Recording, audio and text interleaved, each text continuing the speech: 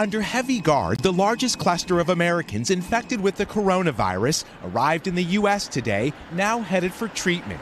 The 14 sick passengers isolated on their flights in biocontainment pods, kept clear of the more than 300 others on 2 emergency charters. We're on the plane, and that's a good feeling. U.S. citizens like the Moleskis will now spend at least 2 weeks in quarantine after just spending 14 days in isolation on the Diamond Princess cruise ship off the coast of Japan. I have to put my mask on. The State Department allowing the 14 unidentified sick passengers who showed no symptoms to return to the U.S., learning they were infected just before takeoff.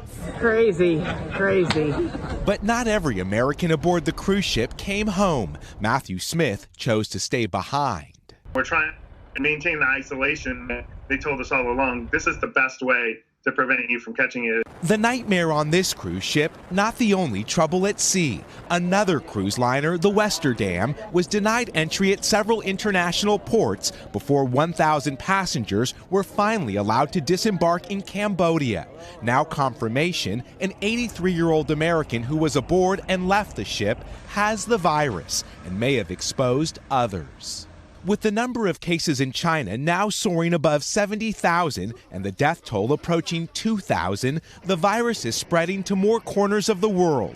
Officials in Hawaii confirming an infected Japanese couple spent time in Honolulu's packed tourist district, staying in a popular hotel. Our focus is who this person might have sat down with, had conversation with. An economic toll is also rippling around the world. Apple now says it'll miss its revenue forecast because of supply issues with its iPhones produced in China. Tonight, the global reach of a virus and the fear it spreads. And Miguel joining us now from Travis Air Force Base in California. What is the status of the Americans who tested positive, Miguel? Lester, some of those testing positive or considered at high risk for the virus are being treated at local hospitals. Others have been flown to Nebraska and are being treated at medical facilities there. All are under the close eye of doctors. Hey, NBC News fans, thanks for checking out our YouTube channel. Subscribe by clicking on that button down here and click on any of the videos over here to watch the latest interviews, show highlights, and digital exclusives. Thanks for watching.